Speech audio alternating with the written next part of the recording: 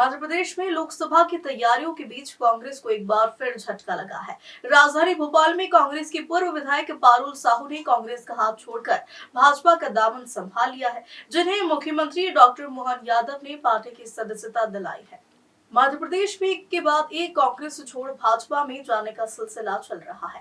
कांग्रेस के सभी पदों से इस्तीफा देने वाली पारुल साहू ने शुक्रवार को भाजपा ज्वाइन कर ली है। इनके अलावा छिंदवाड़ा से अमित सक्सेना सहित सैकड़ों कार्यकर्ता भाजपा में शामिल हुए, जहां राजधानी भोपाल में मुख्यमंत्री डॉक्टर मोहन यादव, पूर्व सीएम शिवराज सिंह चौहान और न्यू ज्वाइनिंग कमेटी के संयोजक नरोत्तम मिश्रा की मौजूदगी में कांग्रेस छोड़कर भाजपा में शामिल हुए नेताओं को पार्टी की सदस्यता दिलाई है। इस मौके पर मुख्यमंत्री डॉक्टर मोहन यादव ने कहा कि नवरात्रि में देवी शक्ति की कृपा से लगातार भाजपा की शक्ति बढ़ रही है। नवरात्रि में एक महिला नेता का बीजेपी में आना हमारे लिए सौभाग्य की बात है। हमारा तो स्लोगन ही ये है, सबका साथ, सबका विकास, सबका विश्वास और सबका प्रयास। हम सब मिलकर प्रयास करेंगे, भारत को 21वीं शताब्दी का भारत माननीय मोदी जी के नेतृत्व में बनाएंगे और मध्य प्रदेश को देश का नंबर 1 का प्रदेश बनाएंगे।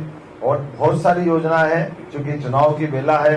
आया राम गया राम की स्थिति में से बाहर आकर के केवल हमारे बीच में अच्छा काम करने वाले लोग आ रहे हैं। और मुझे इस बात की प्रसन्नता है कि बड़े बड़े नेता जो 50-50 साल से राजनीति करने की बात कर रहे हैं, इनकी हिम्मत नहीं कि अपने चुनाव क्षेत्र को चुनाव के बाहर जाकर के 2-4 लोकसभा की सभा ले लें। वहीं कांग्रेस छोड़कर भाजपा में शामिल हुई पूर्व विधायक पारुल साहू ने कहा है कि मेरे संस्कार भारतीय जनता पार्टी के संस्कार है, जो कांग्रेस पार्टी की विचारधारा से मैच नहीं करती। यही वजह है कि उन्होंने कांग्रेस का साथ छोड़कर भाजपा का दामन थाम लिया। जी के प्रति पूर्ण आदर है, आज भी, कल भी था, आज भी है। और लेकिन भारतीय जनता पार्टी की रीति नीति से प्रभावित होकर मैंने किस तरह का माहौल आप छिंदवाड़ा में देख रहे हैं? छिंदवाड़ा का माहौल परिवर्तन हो रहा है, पूरे देश में माहौल परिवर्तन हो रहा है। भारतीय जनता पार्टी चुनाव जीत रही है। अच्छा, कई लोग ये कह रहे हैं कि कमलनाथ जी तो ठीक है, जैसा कि आपने कहा, लेकिन नकुलनाथ जी के साथ आप लोग सेटल नहीं हो पा रहे हैं। नहीं, ऐसा कोई बात नहीं है। ऐसी मेरे मामले में ऐसी कोई बात नहीं है। ये कभी देरी नहीं होती है और मैं भारतीय जनता पार्टी की कार्यकर्ता रही हूँ। मेरे संस्कार भारतीय जनता पार्टी के संस्कार हैं और कांग्रेस पार्टी के संस्कार से, विचारधारा से मेरे संस्कार मैच नहीं करते हैं, तो मैं अपने परिवार में वापस आई हूँ। ऐसा माना जा रहा है कि आपके यहाँ कोई कार्रवाई हुई थी कांग्रेस की तरफ से, ऐसा कहा जा रहा है, इस वजह से दबाव था। देखिए, मैं अपनी इच्छा से और अपनी खुशी से अपने लोगों के बीच में आई हूँ।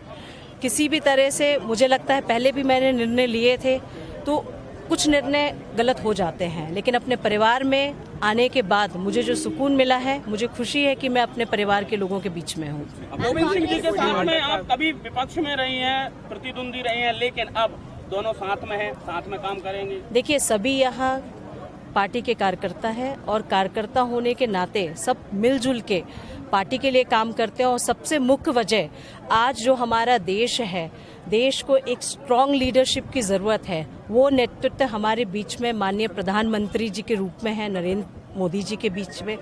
हम सब मिलके काम करना चाहते हैं, इसीलिए मैं इधर हूँ। गुड्डू बुंदेला से तो आपके अच्छे संबंध थे, लेकिन अब गुड्डू बुंदेला कांग्रेस से लड़ रहे हैं, तो कैसा माहौल रहेगा? कांग्रेस ये कह रही है कि आपके ऊपर प्रेशर था, क्योंकि लगातार इस तरीके से जो आपकी जो प्रॉपर्टी है, जो संपत्ति है, उसको लेकर प्रेशर बनाया जा रहा था और उसी के लिए आप बीजेपी फिर से ज्वाइन की है। नहीं, बिल्कुल ऐसा नहीं है।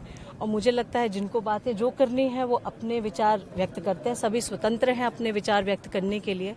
लेकिन मैं अपनी इच्छा से, अपनी खुशी से, और जैसा मैंने कहा, मेरी कांग्रेस की आइडियोलॉजी से मेरे संस्कार मैच नहीं करते हैं, इसीलिए मैं अपने परिवार में वापस आई हूँ। भारतीय जनता पार्टी से कोई डिमांड रखा आने से पहले? जी नहीं, बिल्कुल नहीं।